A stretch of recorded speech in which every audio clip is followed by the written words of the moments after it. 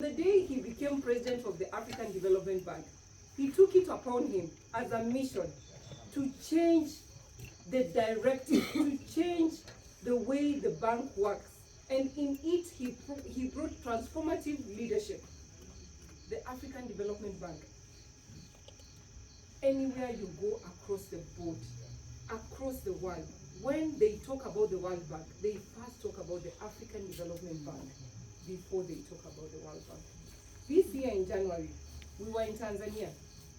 If you look at the previous years, anytime institutions in this continent are partnering with institutions outside this continent, we normally go to them. But the president of the World Bank came to work with the president of the African Development Bank in Tanzania at the energy conference. And why? Because of the leadership, the transformative leadership that the president of the bank has brought into the continent. When Ajay Banker became the president of the World Bank, the first thing he did was to get into the plane and go to Abidjan. And he told the president of the bank, I have been sent to you to sit with you, to learn from you, and for us to collaborate and work together. Only Dr. Akinwumi Adesina. When Akinwumi Adesina became the president of the bank, our balance sheet was at 93 billion. Today, That's shillings or $93 billion.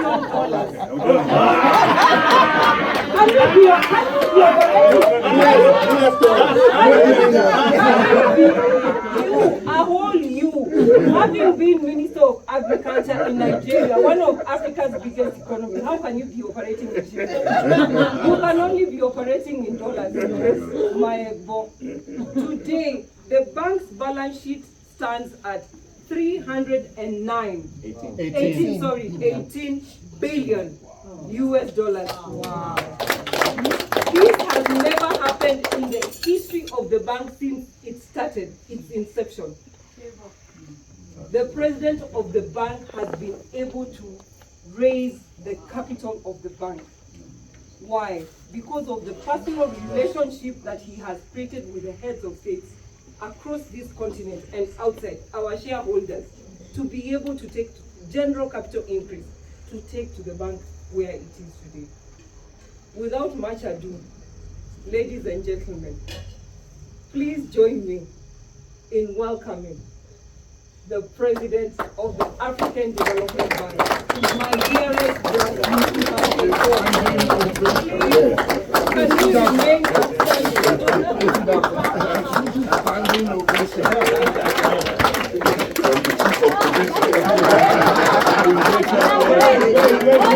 Hold on, that's not how we are clapping. I start. Mr. President,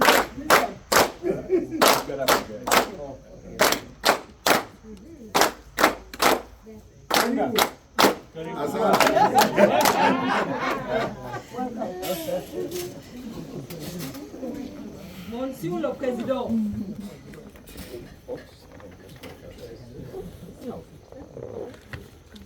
Well, good evening, everybody. First, let me thank you very much, Eric, for welcoming us to your amazingly beautiful home and lovely gardens here. And if I knew that this was what you had in mind, I would have actually returned to the hotel, changed myself in some other clothing. But thank you very much for your hospitality and generosity and your friendship.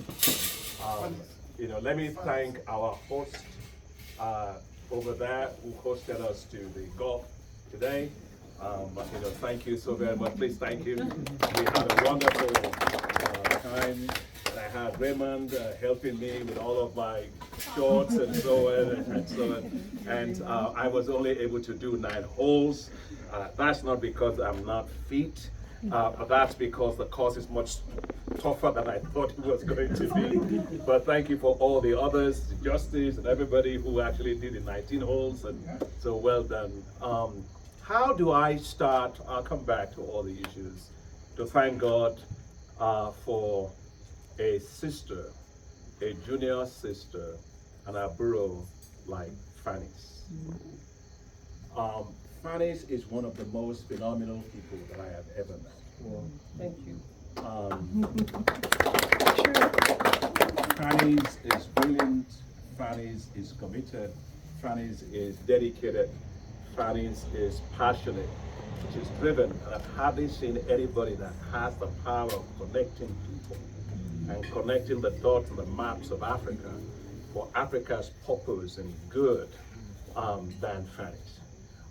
You know, she specializes in supporting leaders, praying for people, counseling people. You go to places and, you know, if you see 3 heads of state that are not talking, she'll say, oh, please, I think you need to talk to this person and all. You know, that's just what the kind of person that Fanny is. She's a connector, she's a facilitator, she's an encourager, and she's a promoter.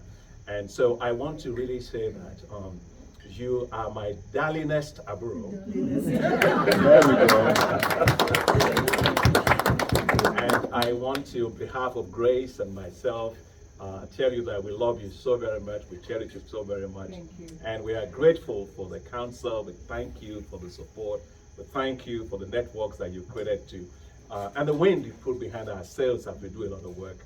Thank you for also working together with Eric as you both walk into his life and he walks into your life, and you know, putting up this wonderful event today. So thank you very much. I love you very much, Fanny. I love you too.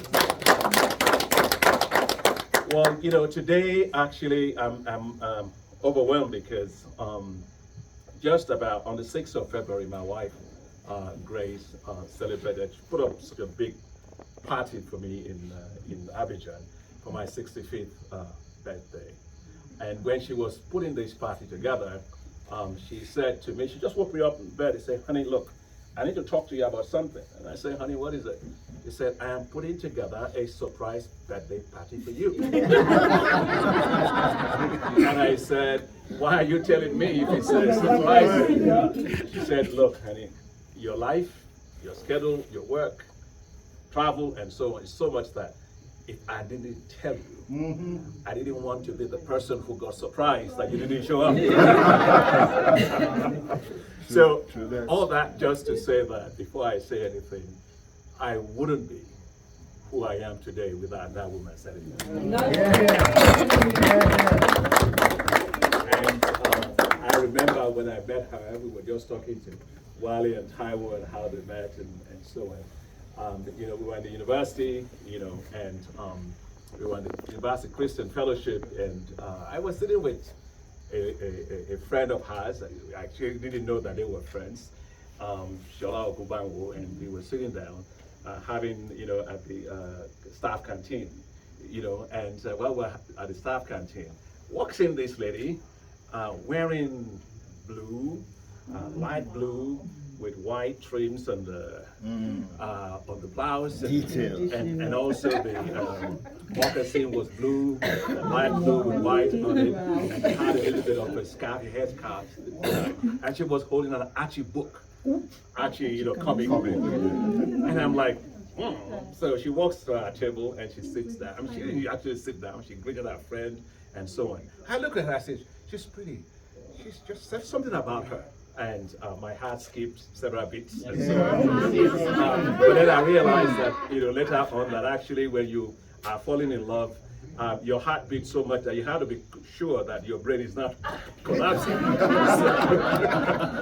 Some of your arteries and so on, other things might happen. And anyway, I said that because I asked her what's her name, and she told me her name, and immediately I forgot, I guess, the pace of my heart beating was so much. And as soon as she left, I turned back to Shola, and I said, what did you say her name was again? And she told me, I said, and what's her room number? And she gave me her room number in Morandi, and I went. You know, my mother taught me very well how to cook. And so I said, look, there's no way in the world, this woman, I'm going to marry her. And I'm going to do everything possible. So when you were saying that if I was blessed, I'm actually truly blessed. So I said, okay, how do I even begin? You know, so I went to Leventis and bought this chicken, and you know, and I took all the spices you can imagine in the world. I soaked it in and everything and so on, and I, you know, it was fantastic. Even for me. So I took it, wrapped it up very nicely with a nice card, and I went to our hostel. I found her outside of the, in the room, and I put it there from the guy you just met at the restaurant. And I think she liked it, and so you can see the result today. So. But she says that ever since that time, Yes, not cooked. Truly, the best decision I've made in my life was marrying Grace. That's the best decision I ever made. And I like to particularly say, because Fanny said it when we were talking over there about the award, and that actually it's as much for Grace as it is for me. And I actually say yes, because without Grace, I wouldn't be getting those awards. Because there's nothing that I do, absolutely nothing, that I don't discuss with Grace. You know, we have a lot of debates, we have a lot of conversations, from economics to politics to finance, investment, you name it, anything. We're just great friends, we discuss. And when I was in government in Nigeria with President Jonathan, I remember telling President Jonathan, I said, Mr. President, it's not possible for me to come to the Federal Executive Council, which is the cabinet of the country, and have my memo turned down. He said, what gives you that confidence? I said, because, you see, at home, it has passed through the Grace test. Because she will look at it, she will tear it to pieces, and sometimes I say, look, I put a lot of time into this thing. She said to me, used to say to me, look, if I don't understand it, nobody else would understand it. Wow. And so, and that's a pattern that we have. And so, we are partners in development, we're partners in everything that we do. So my success is not just mine, it's really something that we share together. I wouldn't really be here without her. And let me tell you two reasons for that. Kenya plays a significant role in our lives. You know, we lived here for 9 years. And you know, I don't want to preempt my speech tomorrow, so I won't tell you. I'll tell you more about it tomorrow. But two particular things I wanted to say about Kenya is here we were part of the NPC Valley Road Church. I preached there quite a lot when I was here, and two trajectories in our path came out of here. I mean, actually three.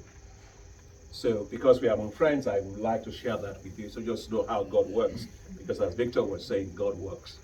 We are all instruments in God's hand for whatever purposes He has preordained or determined that we should do. I remember when I moved in from Zimbabwe, because I was regional director for Rockefeller Foundation for Southern Africa in Zimbabwe.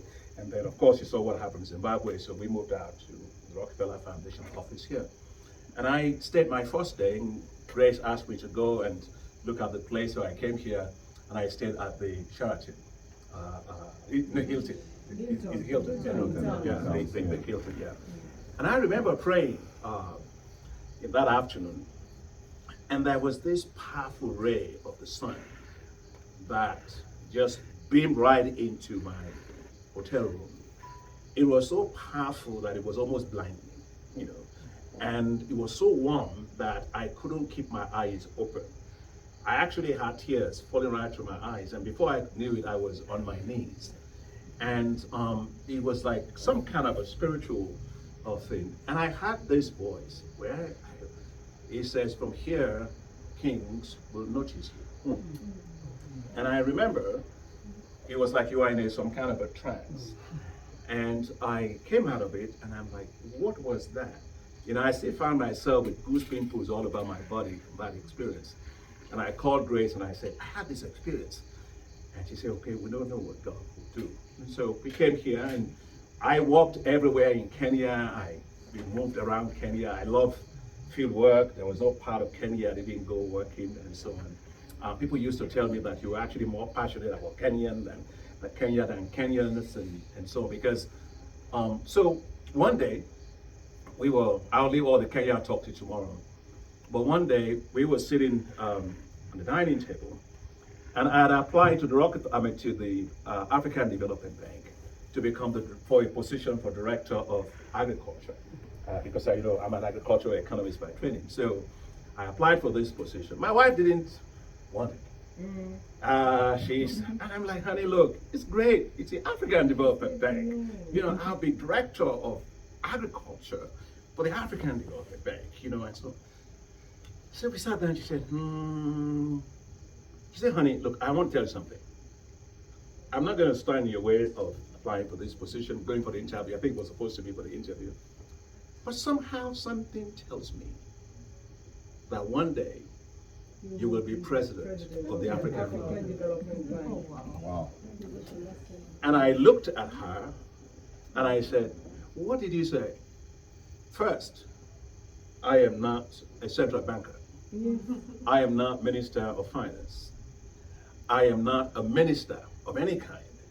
And how do you ever think that people become president of the African Development Bank? She said, no, I don't know. It's just a feeling. I just feel that one day you become president of the African Development Bank. So you can see, I had goosebumps all over me and so on. And so because of that, I didn't apply for that job. I left it, and of course, I've been president of the African Development Bank for the past 10 years. That's one thing. Second was when I was going to be made Minister of Agriculture. I was right here. I'm saying this to tell you the importance of Kenya as a route in projecting us to where we are today. So Kenya plays a very, very significant role as I look at our lives during March, And I just came back from a trip and came back here. And then I was in my office. I got a call from President Jonathan, wanting to talk to one Dr. Adesina. I say, it's me, sir, it's me. Yeah, I would like to you to come to Nigeria because I want to appoint you as minister. I was like, what? Minister? I don't know him. I never met him. I never talked with him. He didn't talk to me. I didn't know who talked to him. So I'm like, in a world of 419, you're probably thinking maybe some kind of, so somebody's playing pranks on you and so on. So, of course, my father in Nigeria, President Obasanjo, I picked up the phone and I called him. Hey, Papa, I got a call from President Jonathan. Oh, yeah, sorry, I forgot. I actually gave him your name to consider you. I said, but you didn't tell me. He said, no, it doesn't matter. That was how it was. And then I went to Nigeria. I got there, the conversation started. And Bob D, this is a very important part of it, and I said, no, you're from the north. You're not from the north. This is a position always set out for people from the north, and therefore. So I said to the president, look, I'm one of those people who pray for you. I will not make your life difficult at all. I'm not looking for any job. I'm just looking for a way to serve. But listen to the people who voted for you, the people who campaigned for you. Give it to them. I will serve Nigeria for free because I will come in here, give my advice for free. I don't need to be a minister. Oh, they said, no. I said, no, sir, I don't want to be a minister. Long story anyway, I refused the offer to be minister because I felt that it was not fair for the president to be put in that kind of a situation that I had to take a position and other politicians around him were not happy. I said, no, it's not something I would do. So I got on the plane and flew back to Nairobi, Kenya. And we got at home and I think we came up almost, that flight at midnight, almost 1 a.m. We came in and Grace gave me a hug. She was excited and all of that. She said, how was it? I said, no, we're done. I'm not doing it anyway. Anyway, she said hallelujah because she didn't want it anyway. because her father had been a federal permanent secretary in Nigeria and she didn't want much of these things. So then we said, okay, let's go to sleep, and we try to go to sleep. And 2 a.m., my phone rang, and it was President Obasanjo. Hello, Akin. I said, yes, sir. He said, by the way, because I called him before I left Nigeria to tell him what was going on and say, go back to where you are from. And so when he called, he said, I have a question, because the president wants me to get you back. I said, Mr. President, I'm sorry. That is no longer in my hands. That is my wife's hand because he didn't want me to do it. And he said, oh, your wife, that's your wife. Is she a Nigerian? Or is she a white person? I said, she's from Nigeria. He said, what's her name? I said, yeah. He said, I said, Yoruba name. She's my daughter. I said, no, but actually her father was your federal permanent secretary when you were military head of state. He said, what's the name? I said, Barnabas Olontoba. Barnabas, go and give her the phone. So that was how I went. I gave her the phone. And it looked like 30 minutes. She disputes that. She thinks it's like 15 minutes or less. But that's beside the point. I gave her the phone. And then she was walking up to me. And I said, hey Patrick, hey, come right in. Hey. Professor Patrick McLean, Global Center for Adaptation. Yeah, Patrick, please, welcome, Patrick. Thank you. So I gave her back the phone, and they talked like it was forever. And then EMC was coming, because I had to look at him. So she was coming back, and she was handing me the phone. I said, turn it off so you can brief me about the conversation. He said, no, just take the phone. So I did, and the president said, Akin, home front, click. And that was how I showed up to Nigeria, and the rest is history. So you can see that in 3 very significant ways, Kenya has played a very, very important role in our lives. And everything that happened here in Kenya, from Kings We Notice You From Here, became exactly that, which is what Fanny was talking about today, and I give God the praise and the glory for that. So here we have so many friends. Tonight, you are all here, friends, sharing love, sharing your support, sharing your appreciation, which I'm really, really very, very touched. From the person who actually even comes here, Leon, who brings a sheep that he has already. I understand that, Malaya, you are the one who washed it, and he was all and he put a bow tie on it. To all of you, Justice and the Court of Appeal, and all of you that are here, thank you for being here to celebrate us. So when I look at my life or our life, I want to come back to something that Victor Laduko, my friend of 50 years. In fact, I must confess, I hated him when I first met him. And he hated me. It was a mutual hatred. Very, very mutual hatred. Because we met on the Polytechnic Ibadan, and I think I was a pretty good badminton player. And there comes this Oyibo guy, this Muzungu. Yeah, who felt that somehow he could just beat you because he was a Muzungu. So I gave it to him. So I used to beat him a lot, those things. So he hated me, and I returned the favor for him. But then later we came to University of Ife, and when we got over there, I think what happened, we were the first to. In a university of 10,000 students, 100 of us got letters to show up on campus 1 week earlier. It was a typographical error. So I'm walking around the campus because I'm lost. He's walking around the campus because he's lost. And in those circumstances, your enemy becomes your friend. So that was how we actually. So that's how. 29 years. Yeah, but it's been a wonderful friendship, and thank you for all your kind words that you said. But I was saying that just to say that friendship matters. I look at my life, where I am today, it's because of people. Because people matter. I actually believe that we have a saying in our local language, Yoruba, that eniyan ni aṣọ ènìyàn, which means you are actually who you are in terms of the dress you wear, because people actually are your clothing. So tonight, you are actually the clothing for us. You are the ones that actually give us the honor and the recognition and the support, even as we prepare for tomorrow's great honor by the president. So thank you, and I really want to say we love and I appreciate you all very, very much. Thank you for giving us your evening to being here just to celebrate us and for being happy for us. Now, when it comes to the issue of the African Development Bank, Fanny has spoken. In fact, I don't even know, maybe I should just turn you into something else to be campaigning for us, because you do such a fantastic job of explaining it. But when I took on this particular assignment, notice I didn't call it a job, because it is not.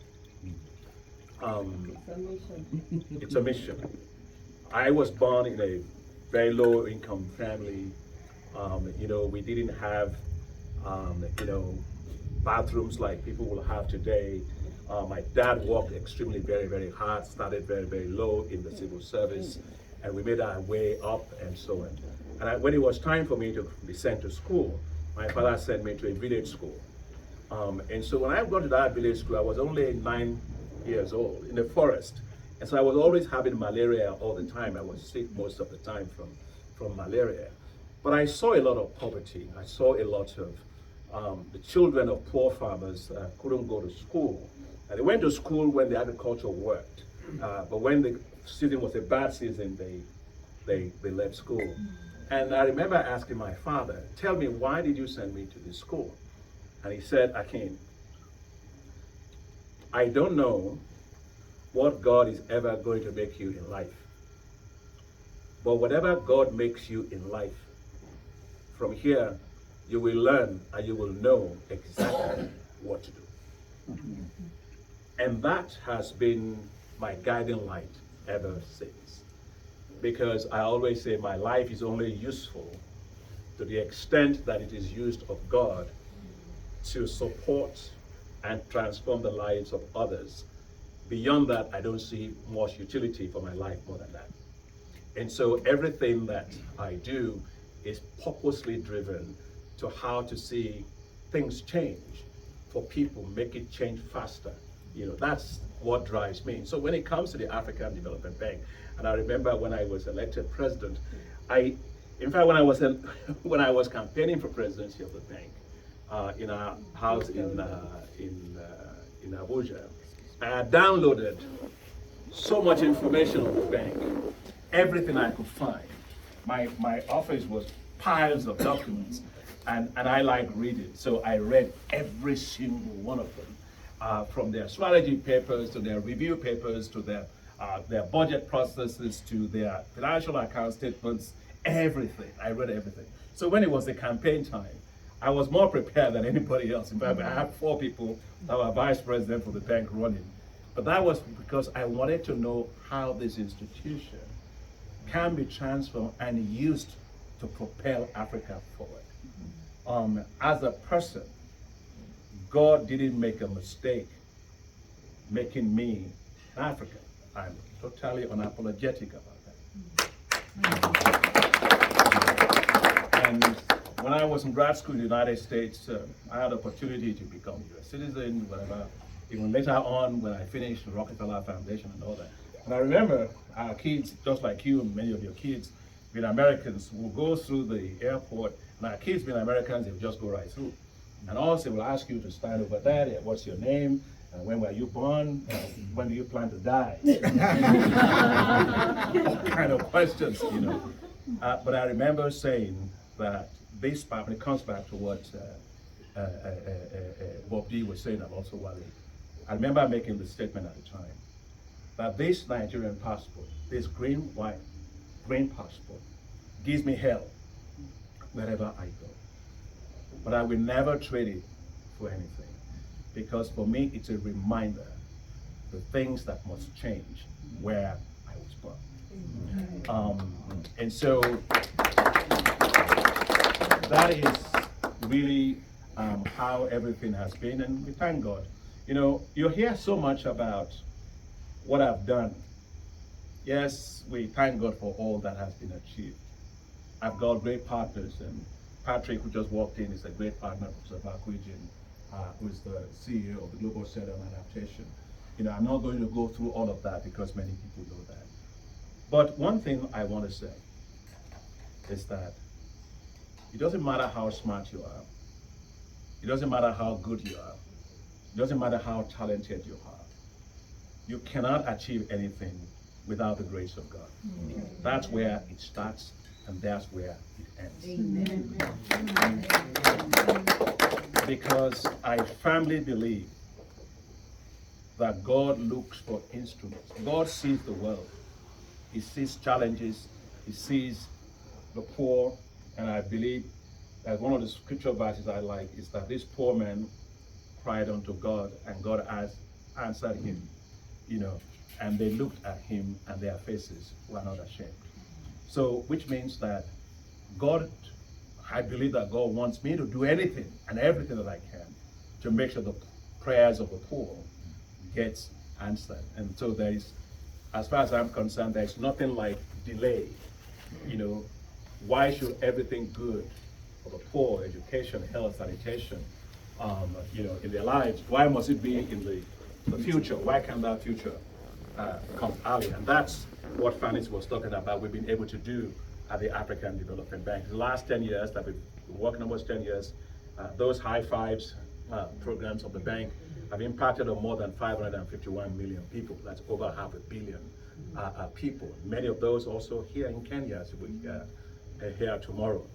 But I really always tell myself, remember, always remember, God is the one that owns a mission. He will send you on that mission. He will support you on that mission. It doesn't matter who is fighting you, are you on that mission, but never confuse the instrument with the doer. Because the instrument is you, the doer is God. And as long as we keep that in our minds, there's no limit to what God can do in my life, in your life, in all of our collective life. And for President Ruto, you hear me say a few words about him, a lot more words about him tomorrow. For anybody who has been in a position of leadership, when I hear people criticize leaders, I say, yeah, it's easy to criticize leaders. But the person who gave me a way to understand what that feels like was Kofi Annan, because Kofi Annan was my mentor. Late Kofi Annan, the former United Nations Secretary General. I sat down with him one day, I said, Mr. Annan, what is it that you can tell me about leadership? I said, because I watched you during the Iraq War, and every time it was always one crisis after the other, and everybody trying to bring you down. So tell me something that I need to learn about that. He looked at me, you know, and Mr. Annan, you know, bless his soul, every time he's talking to you, if he feels uncomfortable with the question, he will be rubbing his thumbs and stuff like that. And he was rubbing his thumbs. I said, Mr. Annan, there's something you need to tell me. He said, yes, but I will explain it only this way. In their language, which is an Ashanti, he said, the higher a monkey goes, the more of his backside is exposed. And so it is easier to throw the stones at the monkey. He said, have I made it clear? I said, very well. Then he looked at me, he said, but don't forget, the monkey is on top.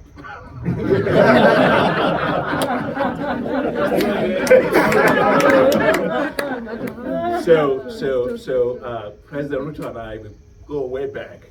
He's a great friend of mine, and we worked when he was Minister of Agriculture. We worked a lot together.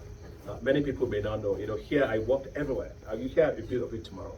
But President Ruto has done me sort of great honor for this to happen, because I remember President Ruto, when he was Minister of Agriculture, he came to my office at 7:30 a.m.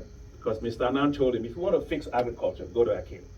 And he didn't wait for me to come to Kilimo House. He came straight to my office. And that's where our friendship started. And there is not a single day I talk to President Ruto that we aren't thinking about how to solve problems and how to support things and so on. So I want to encourage you to support him because it's very difficult to be a leader.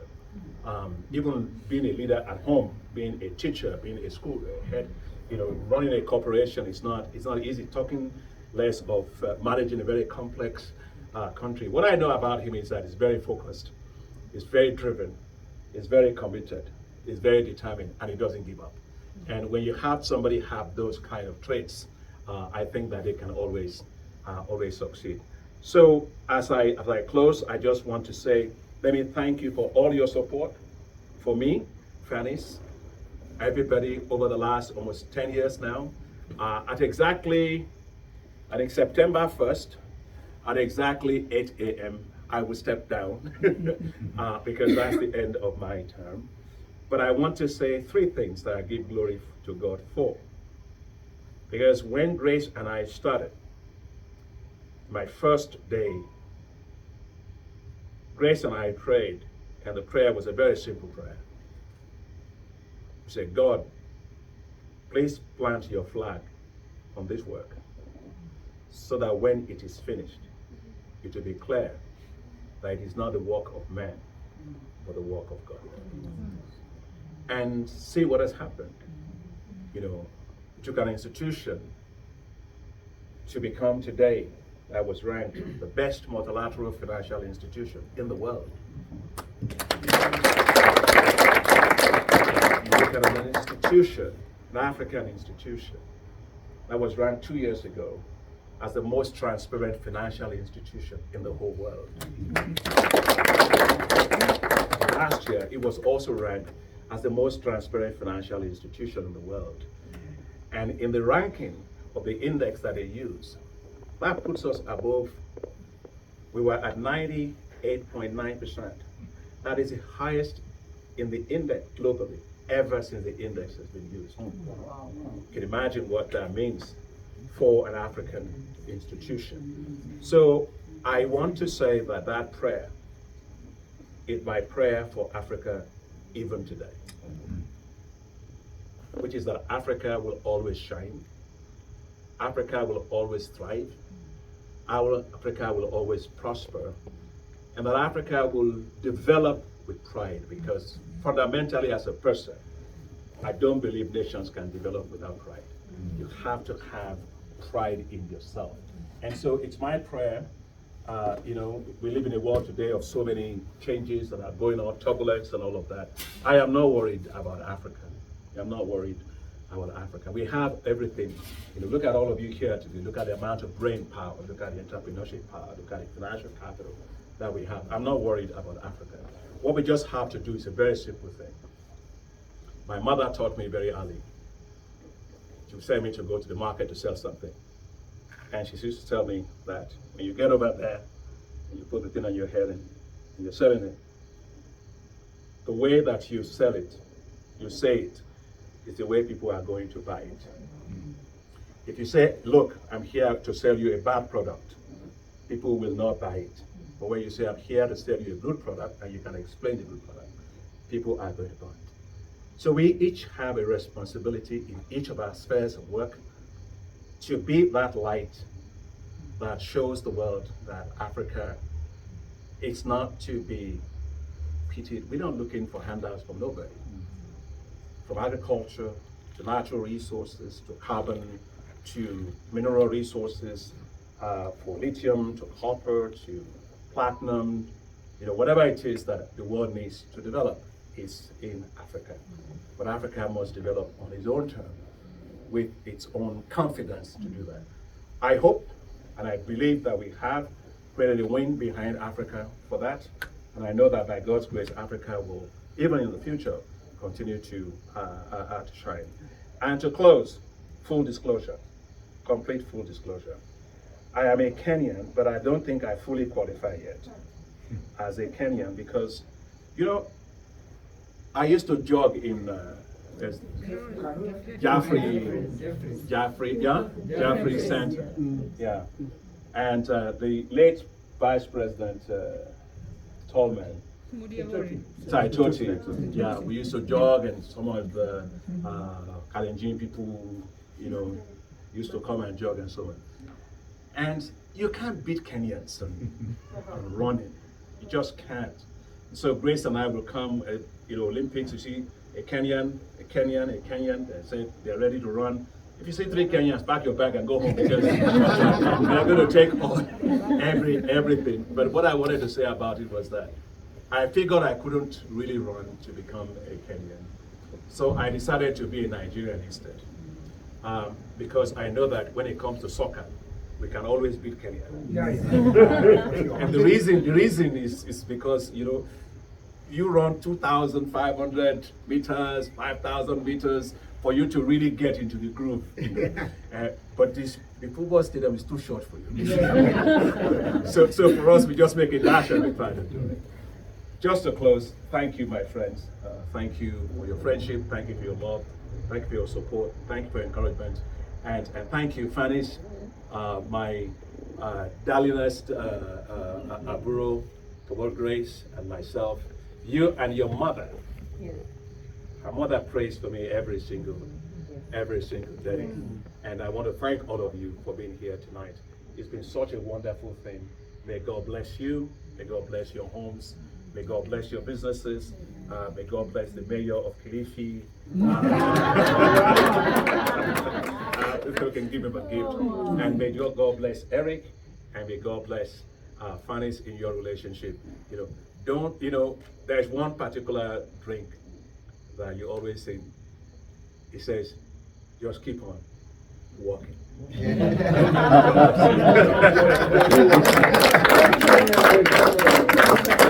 Wait.